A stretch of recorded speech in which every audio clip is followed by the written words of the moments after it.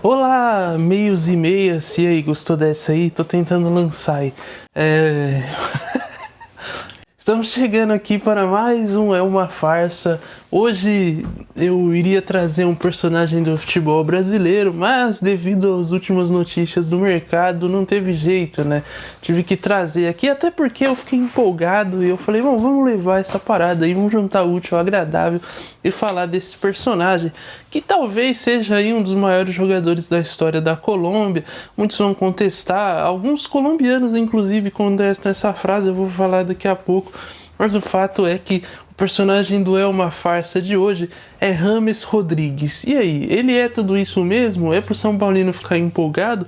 Ou é, como diz o Craque Neto, que já soltou um vídeo falando sobre, ele não joga nada? Nós vamos descobrir hoje, nesse episódio, que eu esqueci o número do É Uma Farsa. Vamos ver se isso tudo. Pois bem, amigos, estava eu numa quarta-feira, tranquilo, fazendo tudo o que eu faço normalmente. Após uma derrota em um clássico, um dia triste, um dia um pouco chuvoso, nublado, um pouco sem esperança de olhar para frente no mundo futebolístico e continuar seguindo em frente. Estou eu nessa noite de quarta-feira um pouco melancólica, quando de repente abro meu Twitter e me deparo com notícias de que James Rodrigues estava negociando com o São Paulo. Horas, minutos depois, abro de novo a rede social e me deparo com o James Rodrigues tirando foto em seu Instagram, dizendo, aliás, com a legenda do olhinho, em um avião. Mas, algum tempo depois, olho de novo a tal famigerada rede social e me deparo com a notícia de que James teria dito sim ao São Paulo. Bom, tudo isso mexeu com a minha quarta-feira, eu simplesmente fiquei alucinado, dando voadora no lustre, que eu nem tenho aqui em casa. É realmente uma empolgação, uma alegria, uma esperança, uma vontade de viver absurda bateu em mim novamente. Passado esse momento de êxtase, eu vi outras críticas a respeito da contratação do São Paulo, dizendo que é um jogador em atividade, que tá velho, que não sei o que. E aí eu vi essa discussão, São Paulinos defendendo e outras torcidas criticando, e eu falei, bom, tá aí então, onde há uma briga, tem que ter um vídeo idiota tentando encerrar essa briga. Então eu vim aqui fazer esse papel e é por isso que não é uma farsa de hoje, ele será o personagem. James Rodrigues nasceu em Cúcuta, na Colômbia, no dia 12 de julho de 1991. Atualmente tem 32 anos e teve uma carreira aí até extensa já, né? Passou por diversos clubes do futebol mundial, já rodou aí, já esteve no mundo árabe, já esteve na Alemanha, enfim. Vamos começar do começo, né? Ele começou sua carreira no Envigado da Colômbia, onde ele ficou até o ano de 2008, onde ele foi vendido para o Banfield da Argentina e começou, né? Foi vendido primeiro para o Banfield, mas não chegou a jogar no time titular no ano de 2008. Ele foi repassado para o time B do Banfield, né? O Banfield 2, time para ser desenvolvido. E é interessante que nesse período aí houve até uma proposta do Palmeiras que poderia contratá-lo no ano de 2009. Entretanto, o Palmeiras não contratou porque o porte físico dele na época era um pouco mais rechonchudo, ele era um cara mais gordinho, uma espécie de Craque Neto colombiano.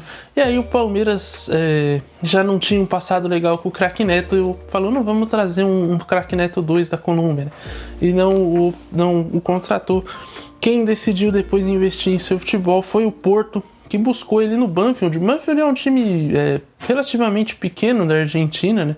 Apesar de ter revelado alguns jogadores, mas no geral não é um time de tanta expressão assim, né? E o Porto, com seus olheiros, né? Impressionante como o mercado português enxerga o mercado sul-americano melhor que clubes brasileiros. E aí o Banfield foi lá e buscou o James Rodrigues, aliás, o Porto foi lá e buscou o James Rodrigues no Banfield, e no Porto ele teve uma carreira de muito destaque.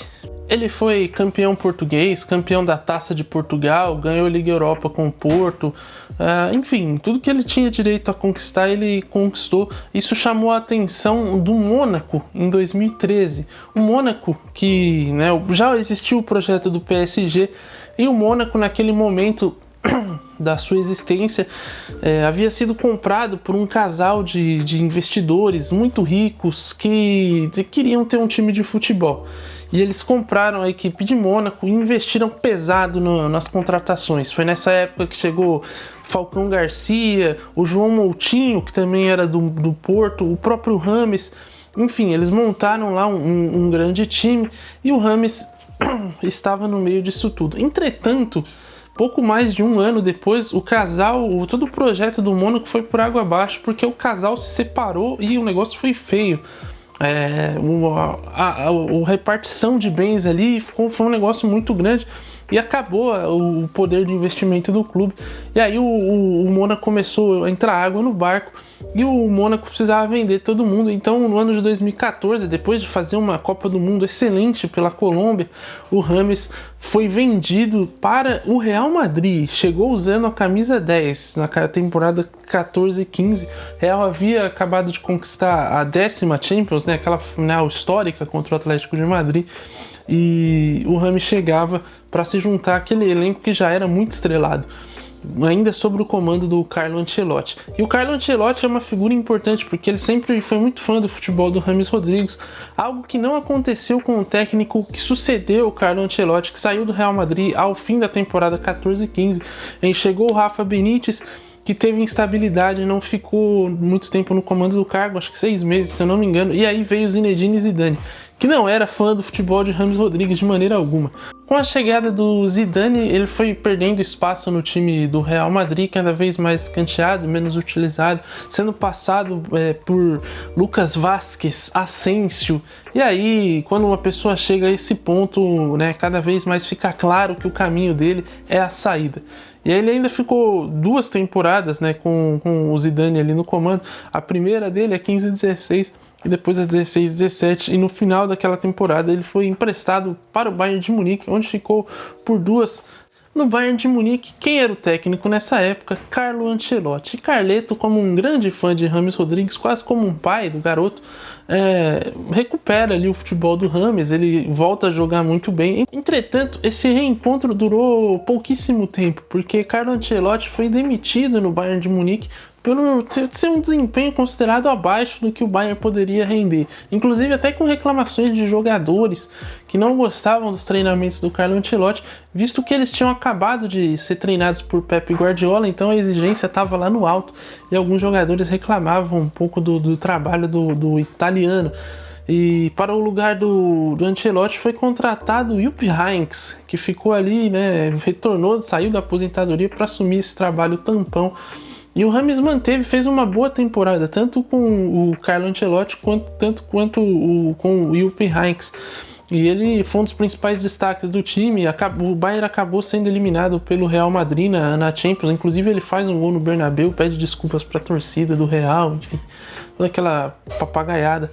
Mas o Rames tem um destaque no Bayern de Munique, principalmente na primeira temporada. Na segunda, ele não teve um desempenho tão bom e o Bayern optou por não renovar o contrato dele junto ao Real Madrid, por não comprá-lo em definitivo, E aí ele retorna ao Real Madrid no final da temporada de 2019. Bom, na temporada 2020 o contrato dele chegou ao fim e o Everton contratou o James Rodrigues, porque quem era o técnico do Everton? Sim, Carlo Ancelotti. Rapaz, o Carlo Ancelotti tem que vir treinar o São Paulo agora. Não, mentira, deixa o Dorival lá, o Dorival tá fazendo um ótimo trabalho. Bom, no Everton ele foi o principal jogador da equipe, foi muito importante naquela temporada. A equipe tinha um bom elenco àquela altura, Hoje o Everton tá um pouco capenga aí, nas últimas 2 temporadas brigou pelo rebaixamento, não caiu, mas enfim, uma situação bem delicada.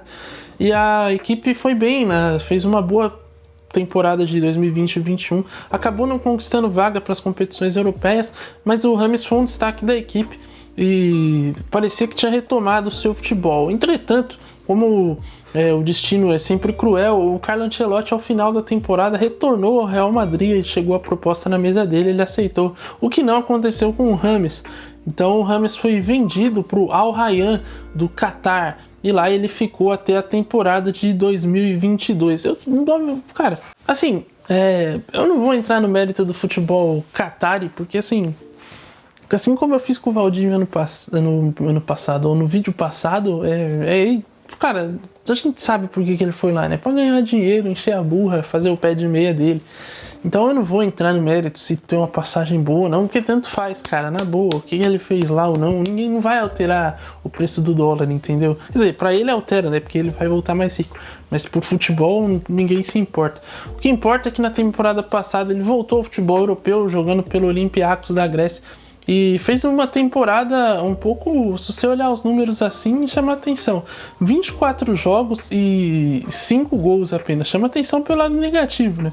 Porque são 24 jogos apenas, né? Aqui no Brasil se joga aí, pode entrar uma questão física, a gente não sabe se ele fez 24 jogos, se na Grécia se joga menos, ou se ele fez 24 jogos porque fisicamente ele já não tá mais aguentando o tranco, né? E chama atenção o baixo número de gols aí, 5 gols apenas para o James Rodrigues. Então, enfim, é uma grande incógnita, né? Agora, o que... antes de entrar nas questões